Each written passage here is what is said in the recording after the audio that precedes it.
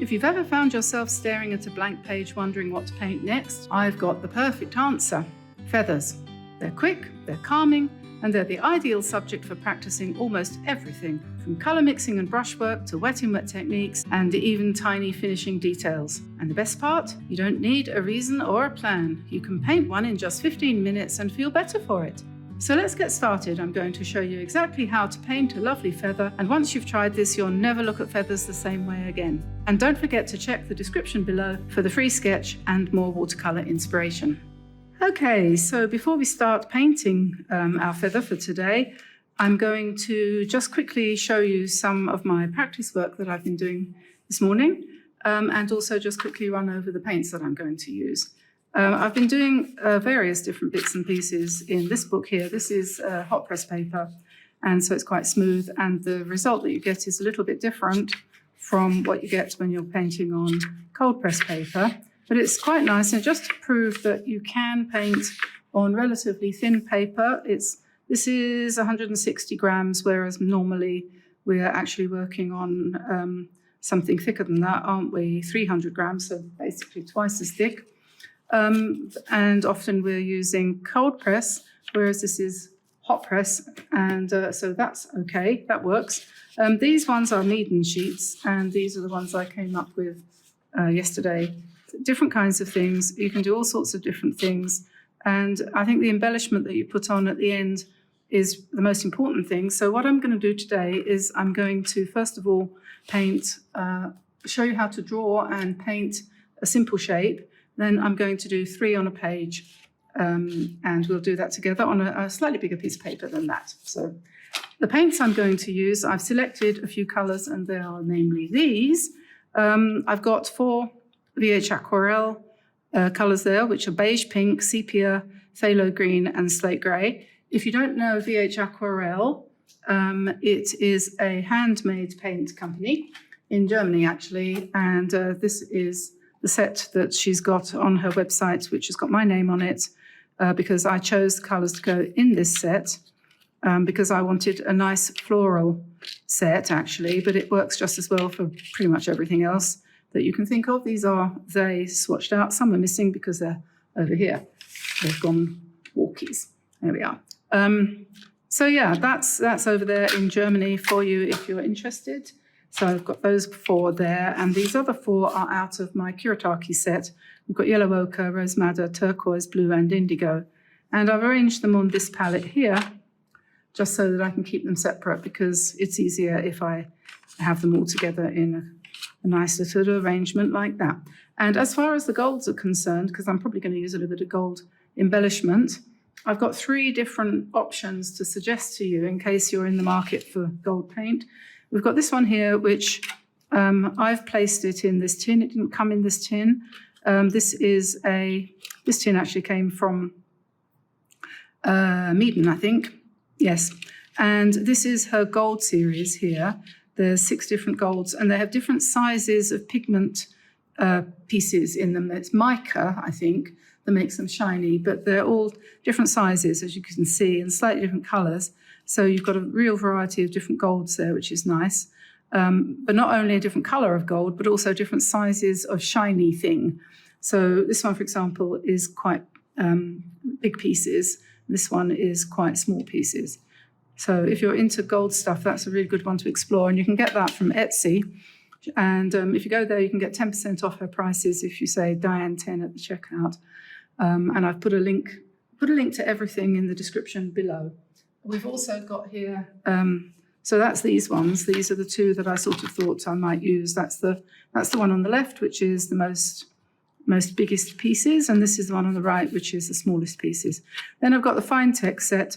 My set looks a little bit beaten up now because I've had it quite a while, and it's well used, well loved. You can't argue with this. This is one that says it's made in Germany, but you can get it on Amazon without any problem. I'm sure they ship from America to wherever in America, that is to say.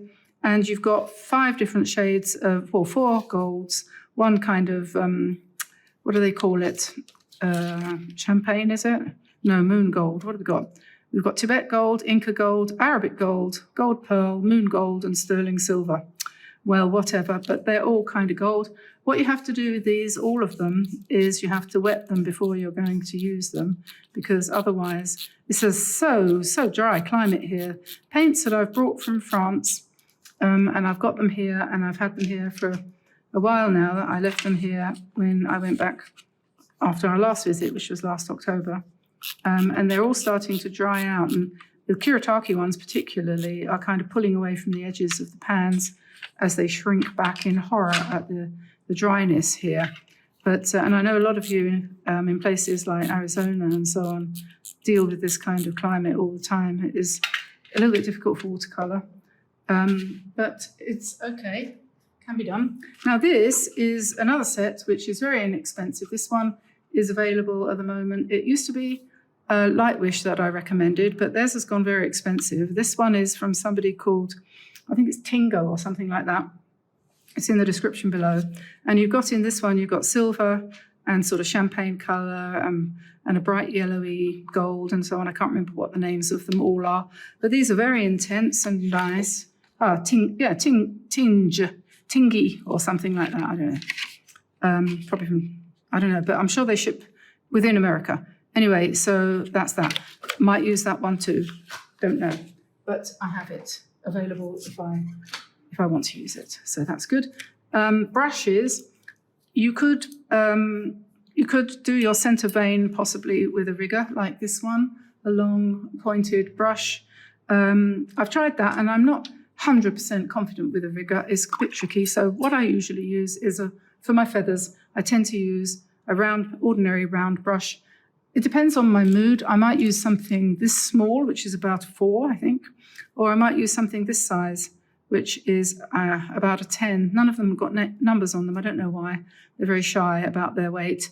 But I think this is about a 10, isn't it? Something like that. Has this one got a number? Well, that's a 12. So, yeah, I reckon we're looking at a 10 there and about a 4 there. And I probably will use the smaller one, actually, for this, although I might use a bigger one. I don't know. Anyway, to do my first practice demonstration on, I'm going to use this Clairefontaine Carnet de Voyage, which I happen to find in my cupboard, and it's about the right size for a little bit of a demonstration of how to draw a feather, okay?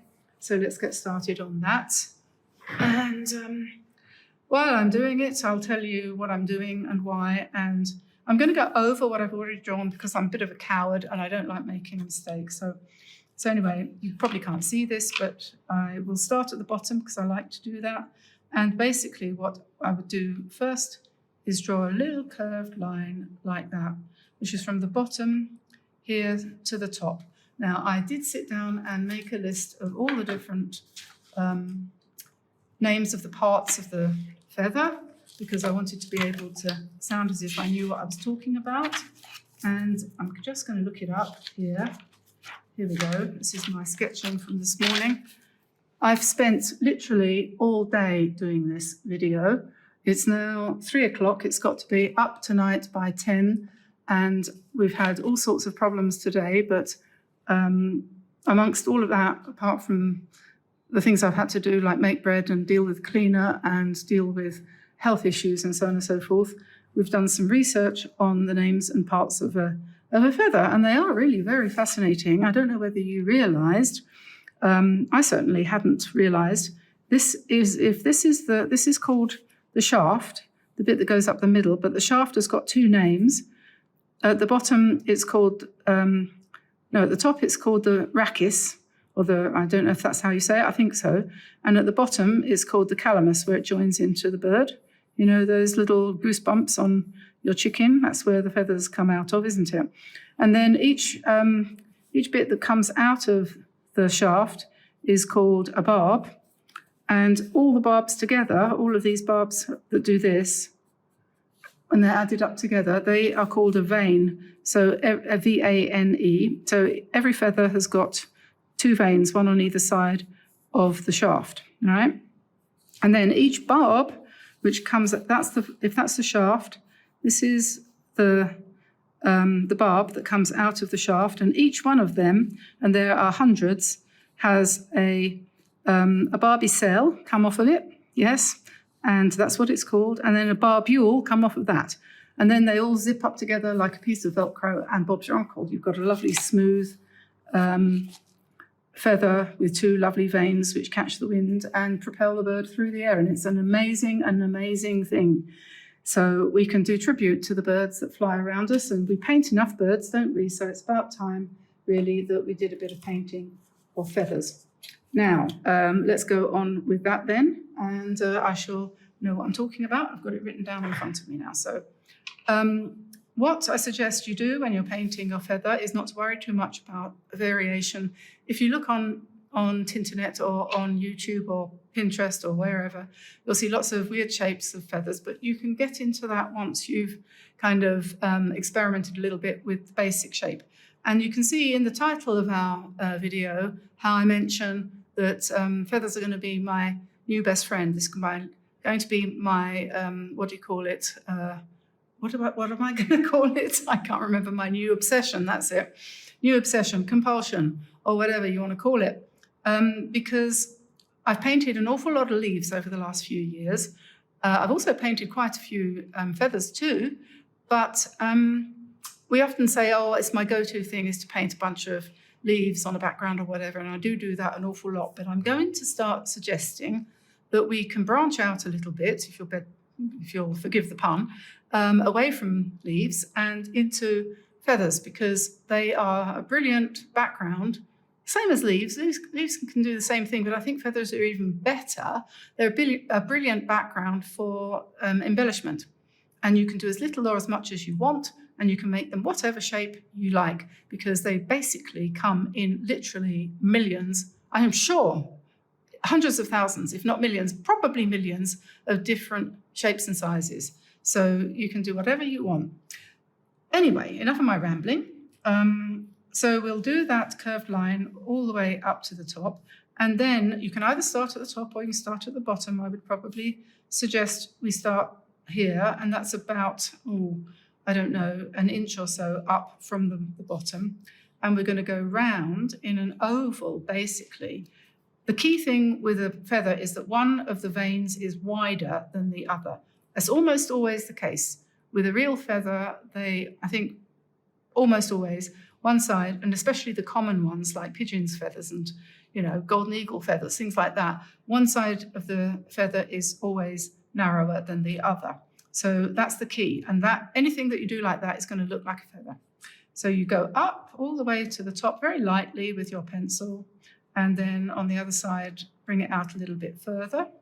And if as you go up, you leave some gaps, or if you forget to leave the gaps, you can use an eraser to rub out some spaces. And then go back, and it's nice to have some, what would you call them, sort of irregularities, openings, if you like.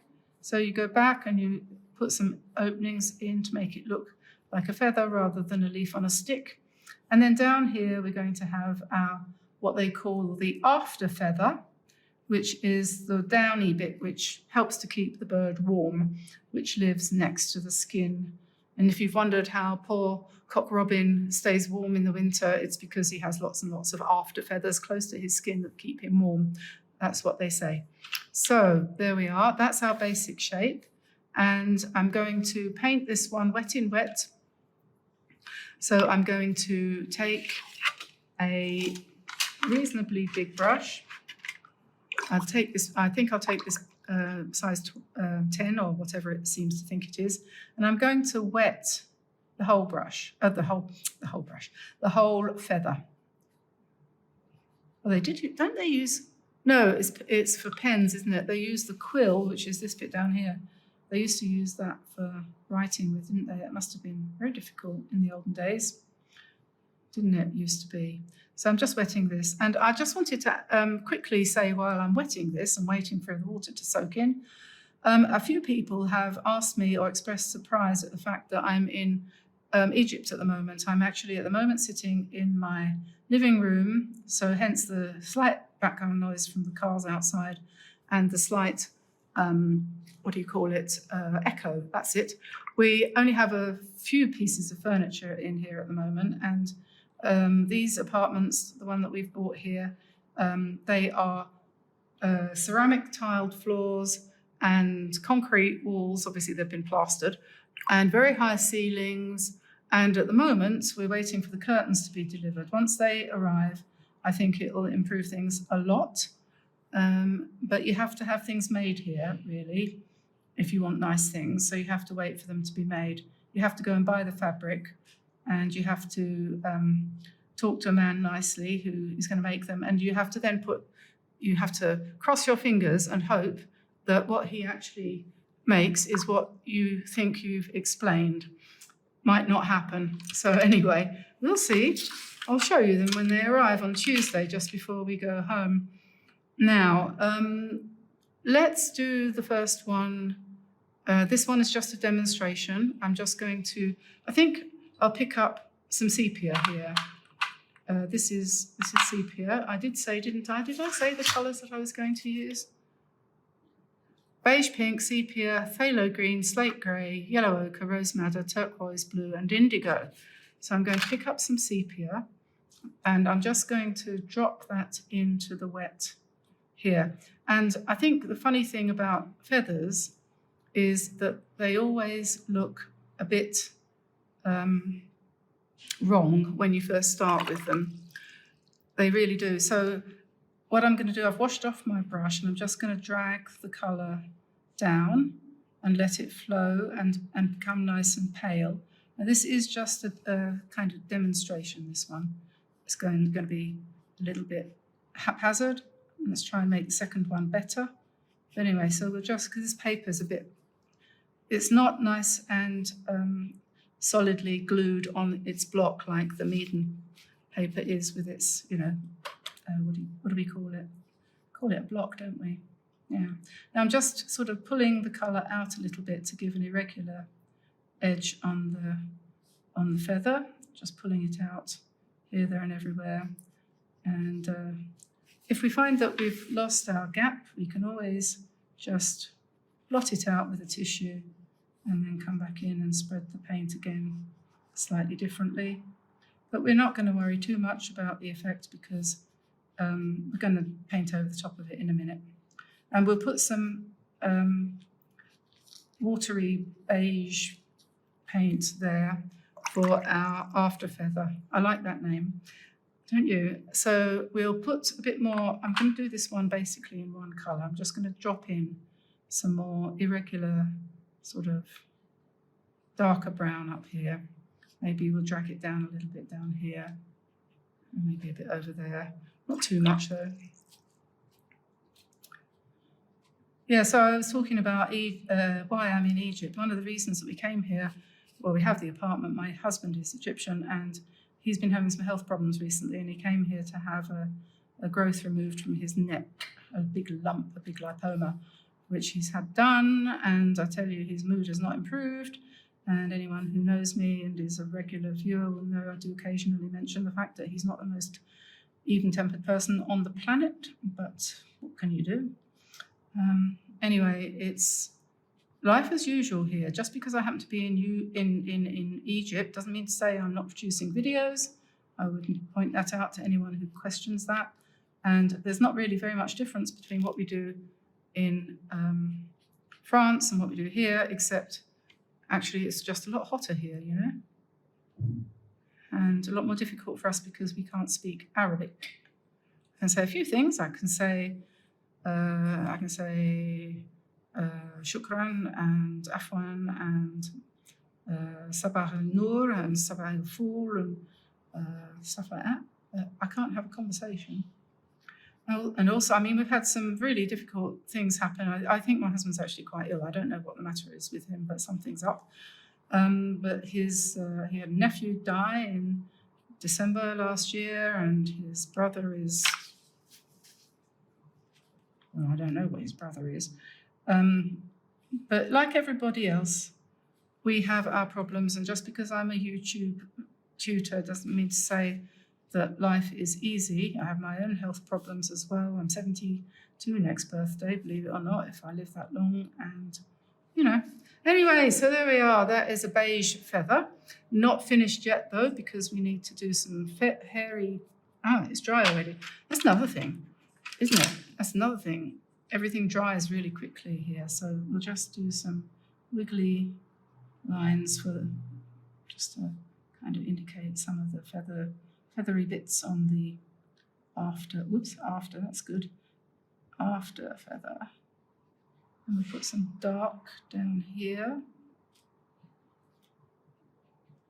A little bit. And let's put some, I'm not sure if this is dry enough. I might have to go and get the hairdryer. But on the other hand, it is drying all the time, so just do some stripy bits there.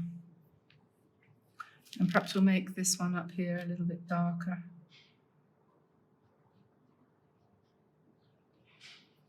And maybe we need a darker line for the center. As it dries, we can put more layers on. So if we don't work too fast, it will allow us to put more lines on. And I might come in with a bit more brown and just put some sort of more interesting. I've got one a bit like this over here actually.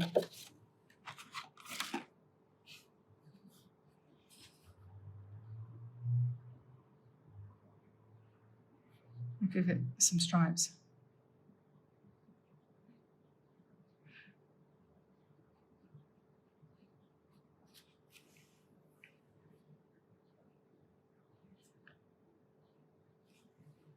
And we can make some of these a little bit more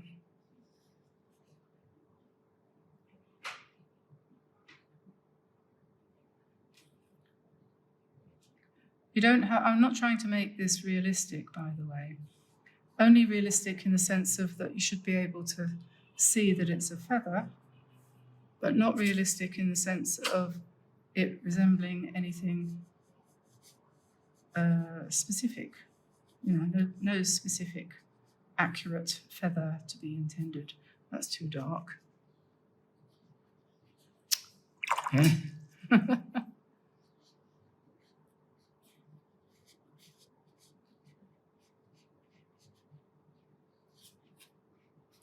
You can spend as much time as you want or not. You can do really easy ones, like these ones here, which took, like this one especially, just took a few seconds. Or you can spend more time over them and give them lots of embellishments and things like that. So we'll put a little bit more brown in here, perhaps. And we should put a little bit of brown on the canvas.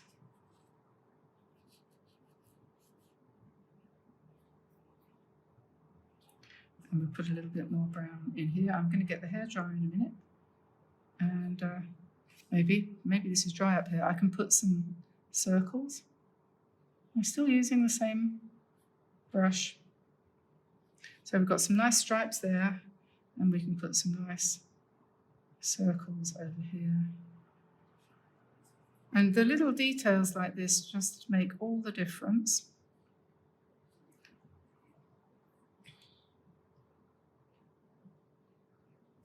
I'm just dropping some dots into wet paint there, and here some of it is dry, so we can do some nice tiny weeny, itsy bitsy teeny weeny yellow polka dot bikini, and then we can, probably a good idea to have a little bit of more dark down the centre of the shaft like that. And then, oh, hang on a second, having said, oh, then, and then we need to strengthen this one up a little bit here. It's not quite dark enough. And then I think, is that dry? I think it is, nearly dry anyway. If we go to our gold, now which one should I use? Should I use the Mab one? This is nice and smooth and thick. And we can put dots on the brown, which always look very sophisticated, I think. They show up quite well where it's dark, try and make them into dots and not lines. Put a few more here. This is such a good one to do sitting in front of the television on your lazy boy with a lap tray on your lap and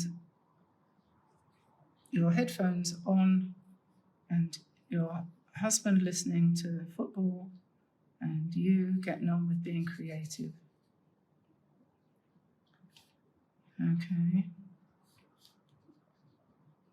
Right, so that's that then. That will do for now. I'll come back and show you that when it's completely dry, because they always look a lot better when they are dry.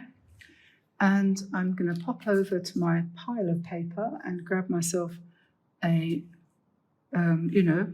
block so that we can do a few more. And we won't be doing them really slowly. Well, I don't know how we'll be doing them until I do it, because I never make plans. Right, I'll turn you off for a sec. I'll be back in a tick. Okay, so we're going to use a block, what's left of it, not much, of 12 by 9 cold press 100% cotton Eden watercolor paper. And I have quite a stack of this, which I stocked up on a while ago. So I'm going to be using it for quite a while yet. I'm going to change my water for clean pot. This is the one I'm basically going to be modelling myself on. Did this one earlier. And with it I also used, as well as the gold paint that I've been talking about, I also used a gold pen. This is a Signo metallic gold, which is quite nice. It's quite bright, it's quite good. And this is a hybrid gel white pen, which is also okay. The pens don't like cold press paper. This one was hot pressed, but doesn't really make much difference to the end result, really. Just use whatever you feel comfortable with. So we're going to try and put 3 feathers. I'm just trying to find somewhere to prop this up. Go there, please, go there. And we're going to start with a pencil, and we'll do a quick sketch for three feathers. You might want to possibly kind of give yourself a baseline to work from. You could do them all 3 pointing up, or you could have them up and down. But I'm just going to give myself something resembling a straight line there. And then we will grow up our feathers to about here, I think. And so let's do a nice curved line like this. When you get better at doing them, you probably can do them without drawing, but yeah.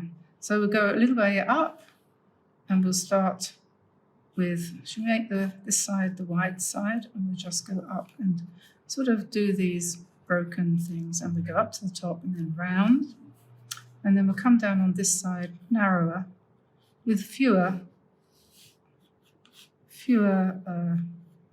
broken things. So we do it a bit like that, and this is where your hairy bit's going to be, your after feather. So then this one, we'll do a straightish one here, and we come up here, give it a little bit of a curve, doesn't have to be too much. And we'll go from here, make this side a little bit narrower, and go over and round. And this side can be wider, and give it some breaks. And you can't really tell whether or not the breaks, the splits, the divides, the openings, whatever you call them, they're going to turn out quite like that, but they'll probably go somewhere in that direction, I expect. Just wondering what I've done with the thing I've just painted. I can't find it. Oh, there it is. It's over there. Right, okay.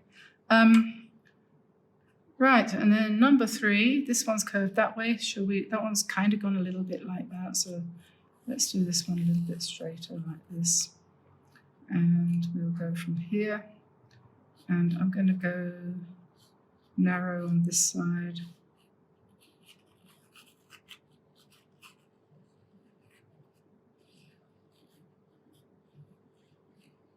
Okay, so we'll do something like that. So we've got 3 feathery shapes. You can paint them dry or you can paint them wet. It depends how you feel. I'm going to do these ones, I think, what am I going to do? Let's do this one. Let's paint this one dry. Let's pick up some indigo. Is that indigo? Yes, I think so. Let's pick up some indigo and let's just go for it. And you can leave a little gap beside your shaft there. And I think for, I don't know, people like me anyway, kind of tend to want to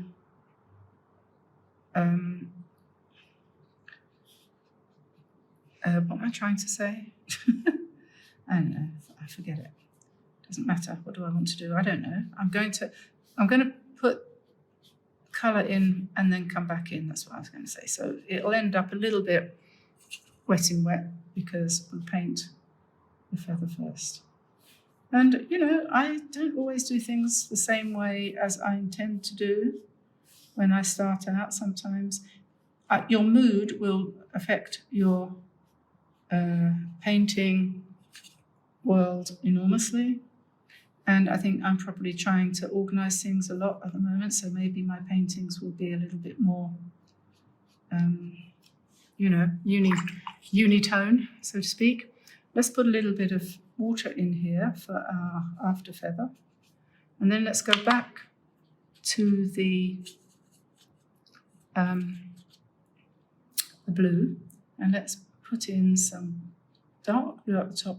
The reason I use such dark colour like that, I can put a little bit of sepia in there as well to make that even darker, is because, and see how it runs so beautifully? It won't run into the line that you've left though. We learnt that with leaves, didn't we? And because the reason I do the dark colour on top of the light colour is because I want to do some embellishments. And they always show up better, don't they? On dark. So we do that, and we put some nice dark in down here. See how fast the paint is drying here. So I'm going to put more water in there to just kind of soak it, make it run a bit more. Like I said, we're not doing something realistic. So lots of nice patchiness, and we'll just put some blue down here and make it uneven, wait for it to dry, and then put the little hairy bits in there. So that's going to be drying while I go on to number two. Number two, I'm going to wet it first. That's what I thought I would do. So that one I painted pale blue first, and you can try your method or do multiple methods. This one, I'm not going to leave the shaft unpainted. I'm going to paint over it, and then I'll put the shaft in at the end, darker. So that one will end up, I'll straighten those lines out a little bit. But so here we've got yellow ochre mixed with a bit of sepia, I think it is. Yeah, so we'll just, and maybe I'll add a little bit of red to that. I'm not sure. What should I do? Should I add a little bit of red to make that? Yeah. So I've got sepia, yellow ochre, and a little bit of pink. So we put that in. That's a nicer colour.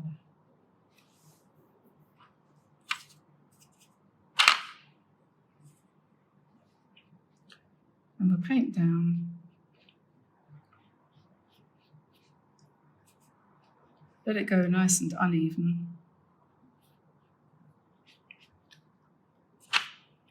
Let's make it a little bit more beige on that side, perhaps.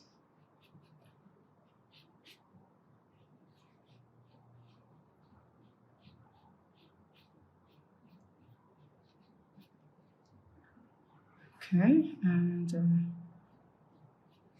that a little bit uneven, spread that up to the line. Okay, and then I'll soften that up a little bit. I don't know what's going on there.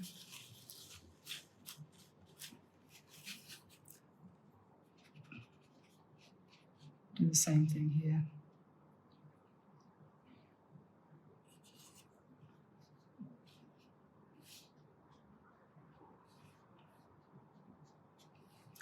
Okay, so that now needs to dry too. I think we might give it a second or two and we'll come in with something a bit stronger.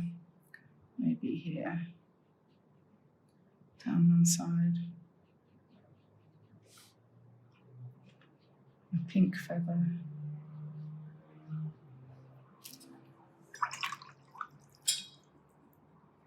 You can, if you want to, you can scrape out your center vein if you want, using a scrapey thing. I'm just looking for a scrapey thing. What do I got? Don't think that'll work. Yeah, I don't know whether the end of this ruler will work. Do you think? Yeah, possibly. So you can drag that down and you get a nice line, which will do a very good job of being a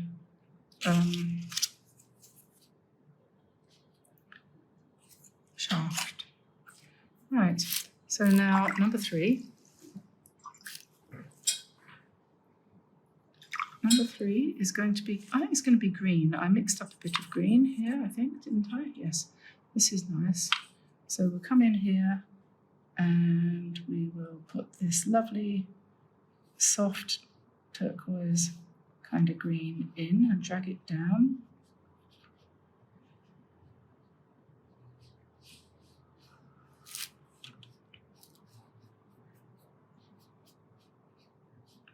Maybe we'll leave the shaft slightly unpainted.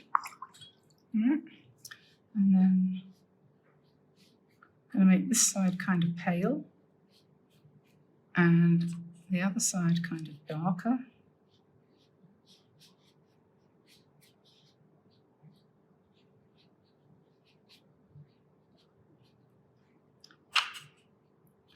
Down here I'll do it a little bit darker as well.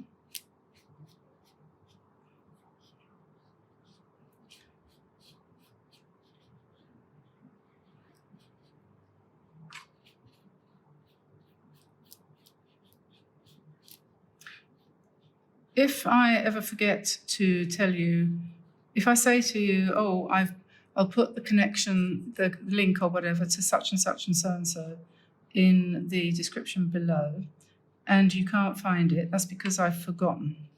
And I need you to send me an email, ideally, if you really want something that I've forgotten, because the reason why is because sometimes comments, I try, honestly I do try to read all the comments and I try to reply to as many of the questions as I possibly can, but it's just not possible to guarantee an answer because, you know, I'm sure you understand why, I don't need to tell you.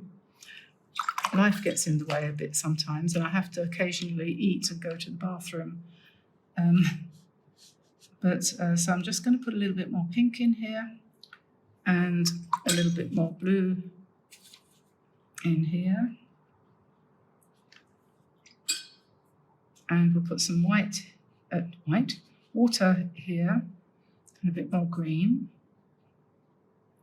Let that spread out a bit. There's so many different ways of doing this, you know. I mean, there isn't one God-given way of painting in watercolor.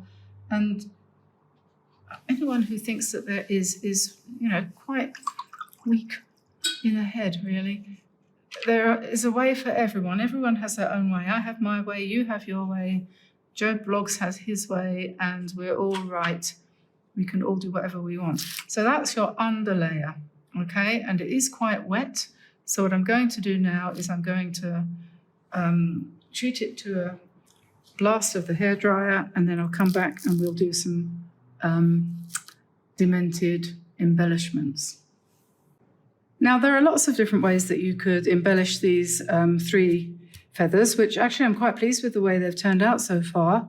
One way to do it, actually, I'm going to do this today, is to get hold of some brush pens, watercolor brush pens, and mine are Poetique, and I think you can still get Poetique in England. I'm not sure if you can get them in anywhere else at the moment, but I will put a link to another brand. I think it's Artistro. Who do a very, very similar, and it's not an expensive product, and they're really, really useful to have.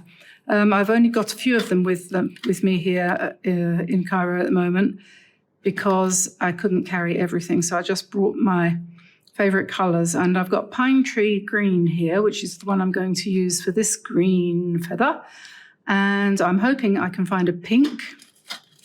We've got a few reds and things here. What have we got here? Those are a bit too light. I think that one probably would do. That's called Vivid Pink. Sorry, my throat's getting dry. Just a sec. Quick swig. This one is blue. We could use this, it's called Heron. It's a kind of nice soft grey. I think that might work. And what I'm going to do with those is just draw some kind of curved lines to indicate the lines of the barbs, as we know that they're called, because we looked it all up this morning like good biologists. And then once I've done that, I'll put perhaps some white lines on as well, and maybe some gold dots and things like that. So we put those there. So the idea for this particular design is, I suppose I should start on the left, is that I'm going to do this. So there we are. I don't know if that's going to work as a colour for the after feather. That seems very mauve, actually. I didn't think that was that colour. I don't know if that's going to work. What's going to happen if I put one of those on then?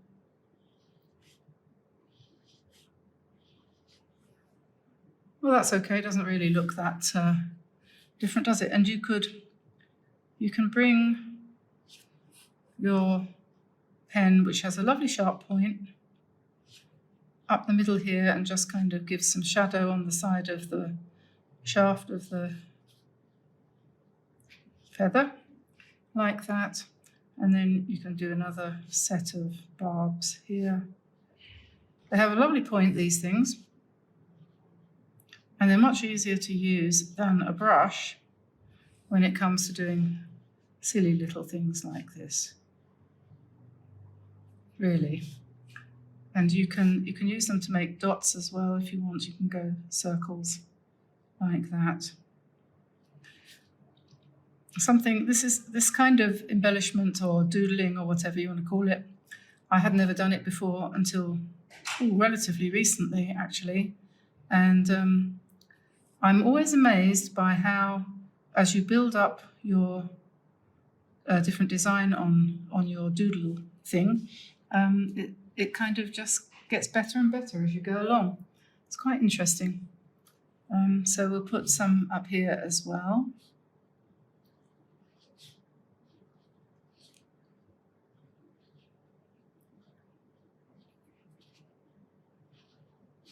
As you press a little bit harder on the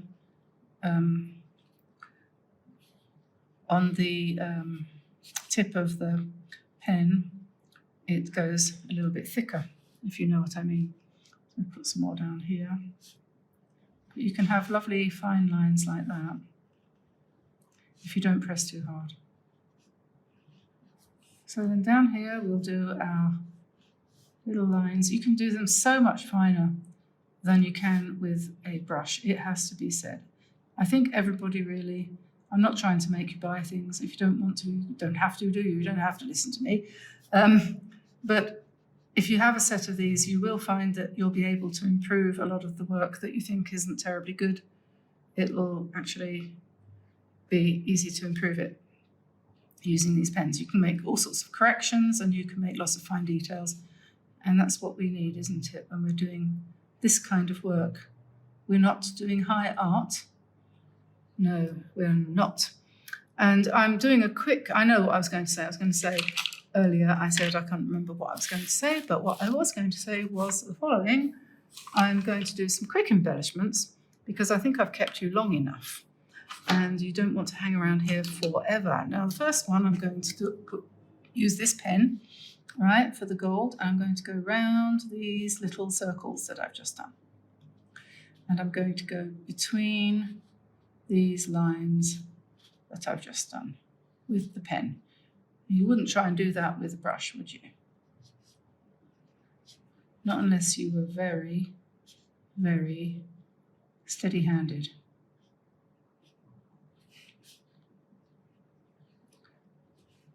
And we don't want to put any pressure on ourselves, do we?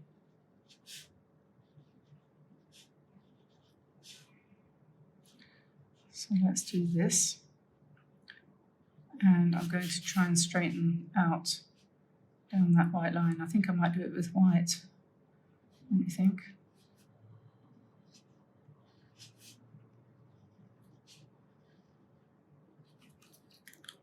Let me get the white pen. This is my bête noire, as they say.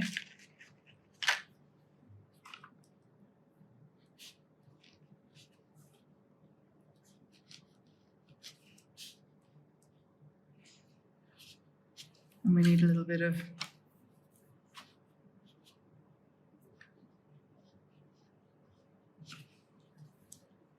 and I think I'll just get my brush as well because I don't think I want that as bright white as that.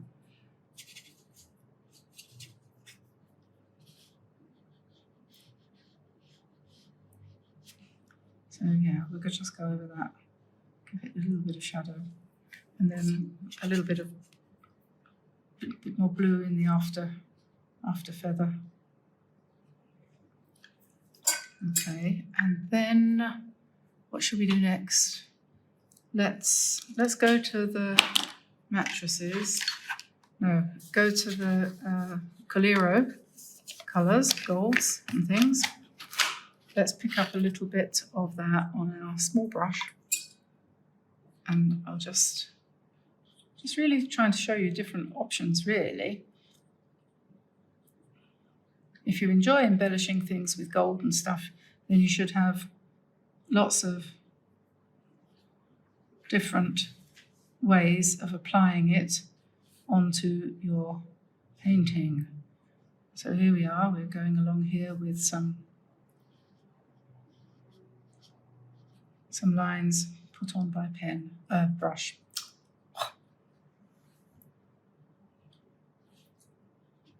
Just to show you that they both work. So I don't think I'm going to put anything else there. No, I think that's probably enough. Okay, that's enough for that one then. I think. Right, now this pink one's rather nice, isn't it? Let us go to the pink.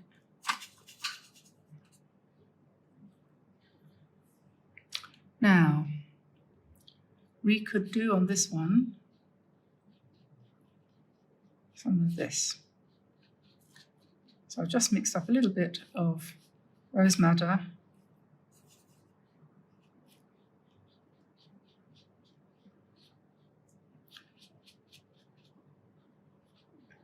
And when you start with it, it just looks ridiculous, but just keep going. Don't give up in a huff. Don't throw something across the room. Let's just do that. And we could, I tell you what we can do. We can go to the golds. Let's use the Mad one. And pick up a bit of, oh gosh, it's dried. It's so dry here. It really is. It's so dry. So I won't use that one, but I would have done if it hadn't have dried. I did wet it. I've wetted it 3 times today. And now I'm going to just drop some gold into the wet paint that I've just put in those bands there. I'm just dropping it in. You know, remember we did that thing with the drop wash for the bird? Just do the same thing and let it spread out.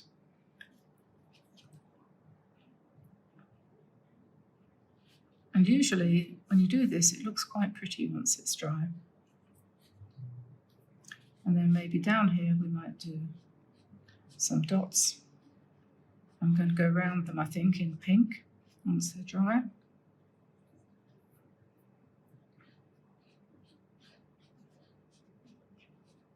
And I'll use the brush pen for that.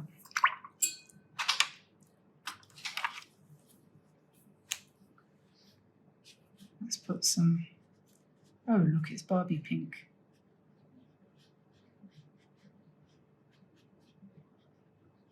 You don't need too much of that. I'll just grab some soft pink.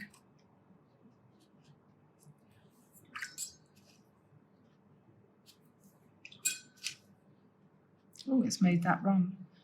There we go, never mind. And maybe we'll use white. I'm not sure that we will. We'll see. Now, that doesn't show up enough, does it? Let's go with gold then.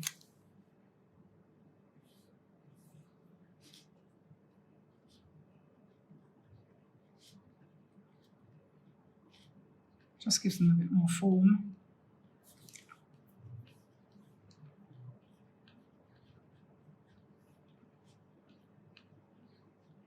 Gold pen is completely different from the gold paint, of course. And let's do some barbs here.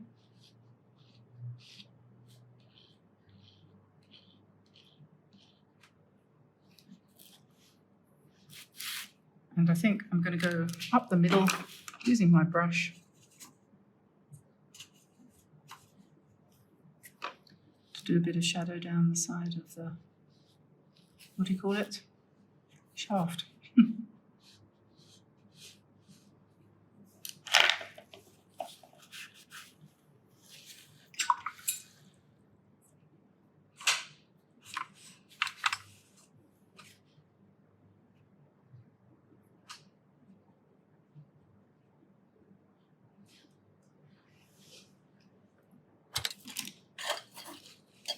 Oops.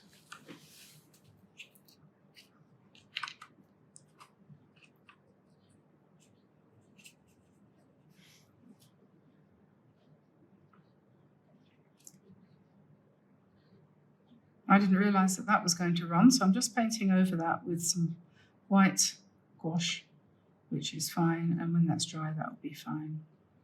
But in any case it doesn't matter.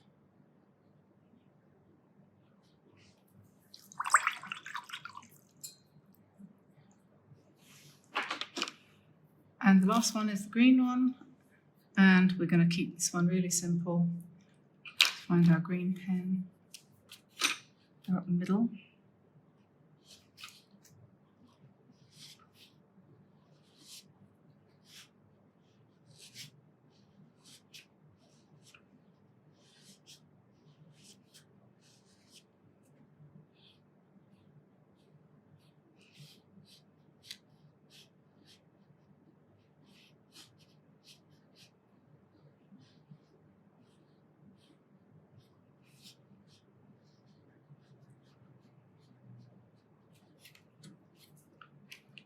Okay, that's that. And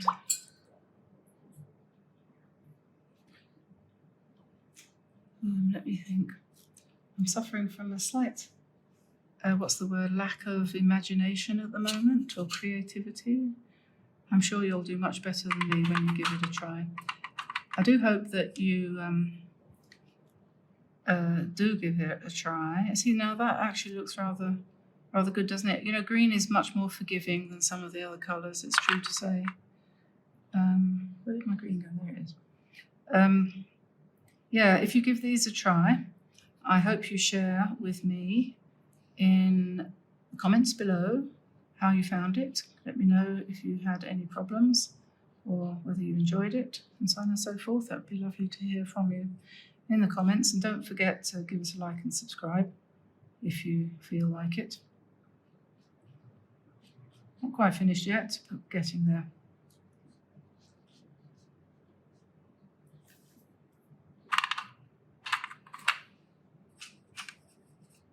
bit of blue in there too, I think.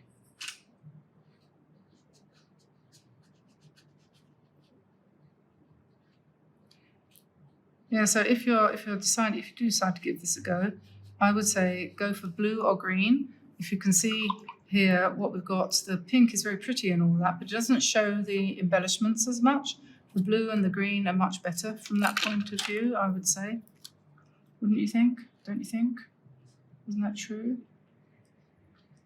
So, and when they're completely dry, they always look much better than they do at this stage.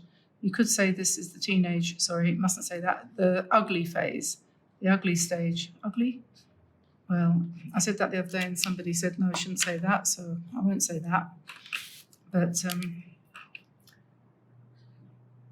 yeah, okay, I will say that. There is a sort of stage that paintings go through, I think we've gone past that actually,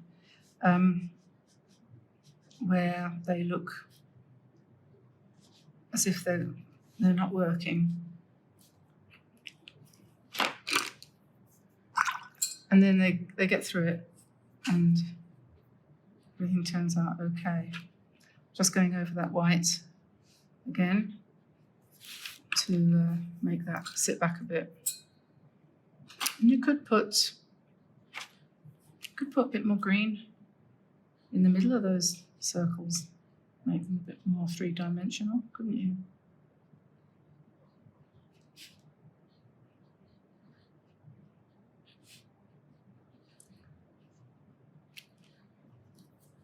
Right, and in an earlier video that we did, we'll put a link in that too in the description below, I did something not dissimilar to this. I think it was probably, I don't know, 2 or 3 years ago. And I put a branch of berries behind the feathers, and that kind of gave it a sort of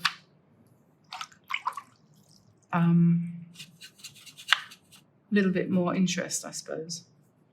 But what I might do now is just do a bit of spatter, because that's kind of quick.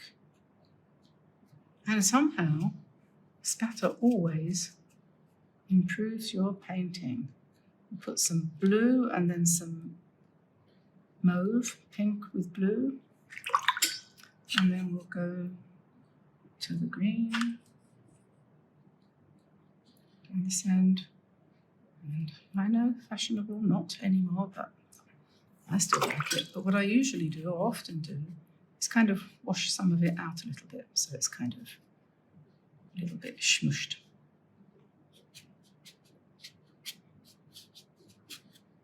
Like that.